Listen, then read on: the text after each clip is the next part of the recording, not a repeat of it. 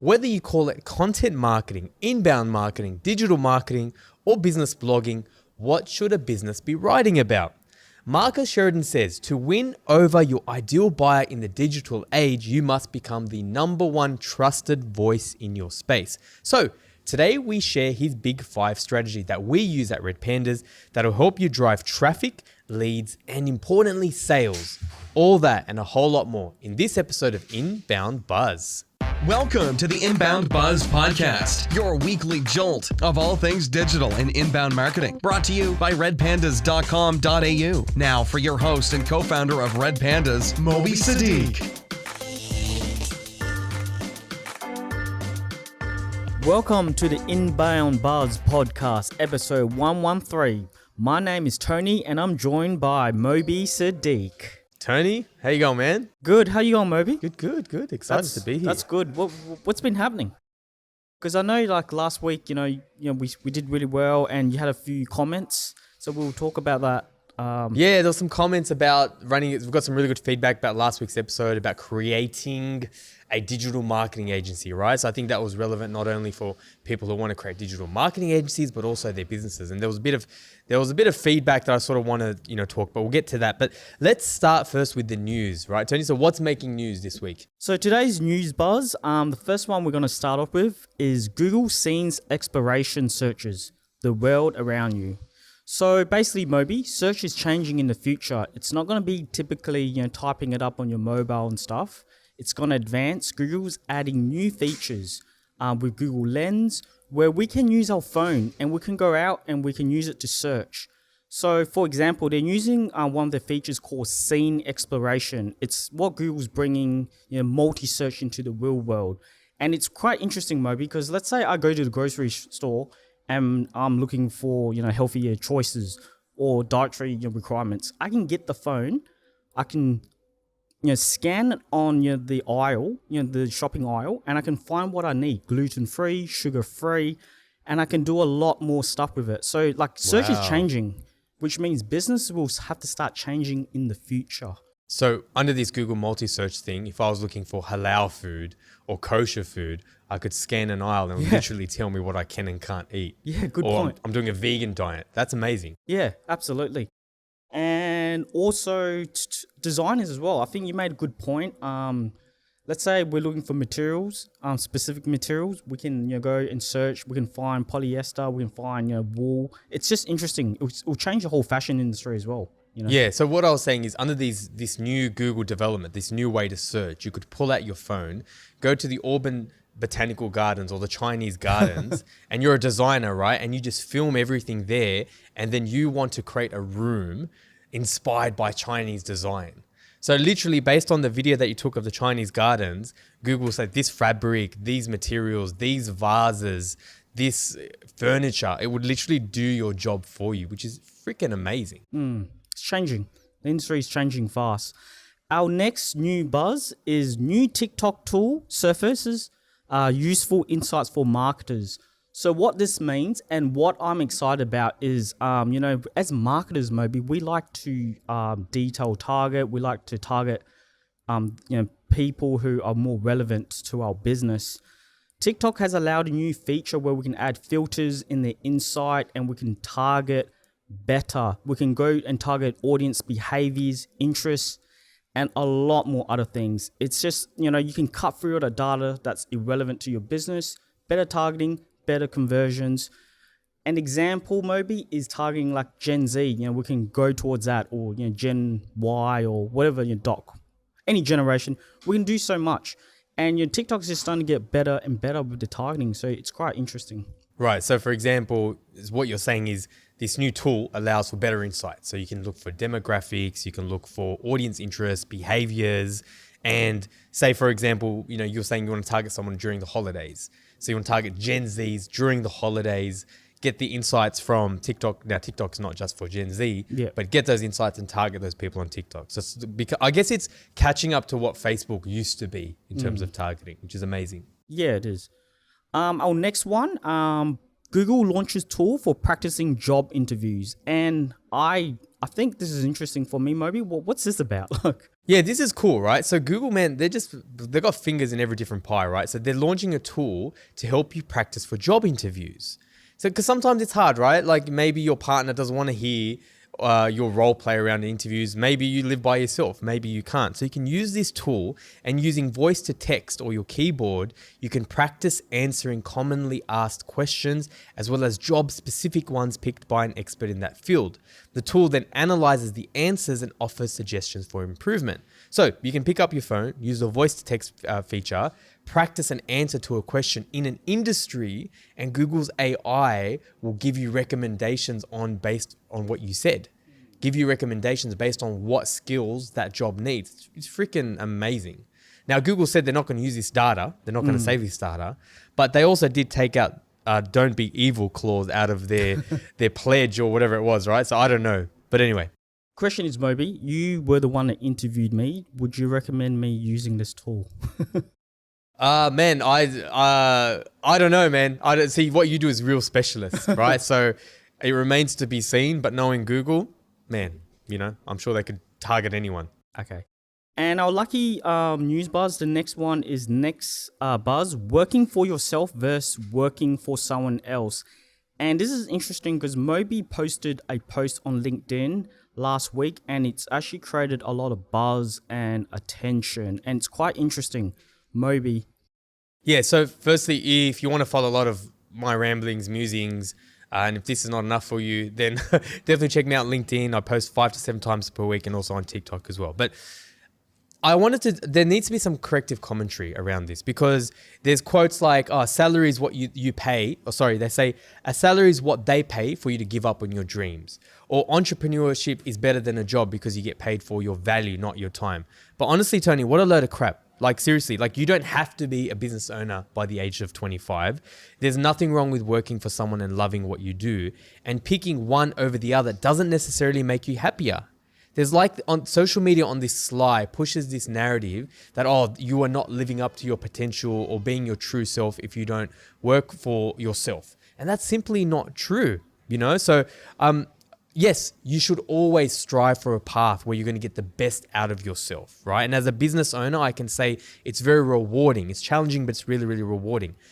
But if that happens to be working for yourself, great, right? But if it doesn't, and you're still going to strive and learn and grow, then that's okay as well. We just need some corrective commentary around this fact that, if you don't own your own thing, you are somewhat less than, and you're not enjoying yourself, and you don't have passive income, which is definitely not the case. So just a real quick one I wanted to touch on, but yeah, thanks for bringing that up, Tony. Thanks for that, Moby. Appreciate it. Yeah, it's interesting because, a lot of us are listening, and we might not just be business owners, but, employees. So yeah, it's good, you clear that out. Moving on, featured buzz, the Big Five. So Moby, let's kick this off. What is the Big Five? So to know the Big Five is to know Marcus Sheridan's story. The year was 2008 and he was running a pool business. And then the GFC hit. Within 48 hours, they lost $250,000. And within a few months, they ran out of money, and to the point where every consultant they spoke to said that they should file for bankruptcy. But here's the problem. If they did that, they would lose the business. They would never be allowed to work in this country. People would lose their jobs and their homes. So what did they do? He wrote articles on topics that the audience, that his competitors didn't want to talk about. He spoke about versus content, problems content, price, reviews, and best content. He essentially invented the Big Five, what we call the Big Five today. And today, Marcus owns 3 multi-million-dollar companies, and he runs one of the most profitable marketing agencies on earth. Okay, so let's move on. Let's dive deep into the Big Five. What is it? Let's there is 5, so let's start with cost and price. What does that mean, Moby? Yeah, so let's dive into these topics, right? So these are the topics this essentially, remember, this saved Marcus's business, and they've developed a framework, and they've trained thousands of businesses on this, and he's got one of the world's, this book here, one of the world's top selling, in my mind, the best marketing book on earth, right? So these are the topics that move the needle when people are looking to make a buying decision. This is not 5 apps that the fitness industry should talk about, or things you can do on the weekend. No, this is buying, right? This is buying behavior. That's what it does. So the cost one is interesting. This is one, let's start on this one, Tony, because everyone is scared to talk about cost. And they're like, oh, if we talk about it, our competitors will know what our prices are. But Tony, like, let me ask you, do you think our competitors have an idea of what we charge? Yes. Yeah. And they would, by that premise, have an idea of what we charge, right? Yes, that's correct. So it's like this big secret, non-secret event. Everyone's sort of scared, right? But people know. And the other thing too is the other thing I get, the other objection I get, well, it depends, Moby. It depends on what they need. They need this, they need that. Well, talk about that. Talk about the it depends. Talk about the factors. If there's factors that impact your price up or down, that impact quality, right? That have a delta in the industry based on low prices, high prices, talk about that. That's all buyers want. Because you know what? They're going to see that. They're going to trust you because you gave them information. And the door knockers, tie kickers, they're not going to call you. That's interesting you talk about that because like a lot of people like to try higher prices, right? And he's going the complete opposite. And it's been so successful.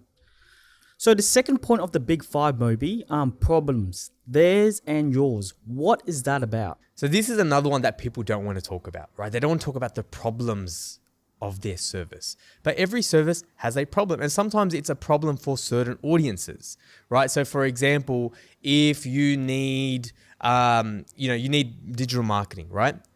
And you have a big budget and you have a big team, but your team isn't skilled.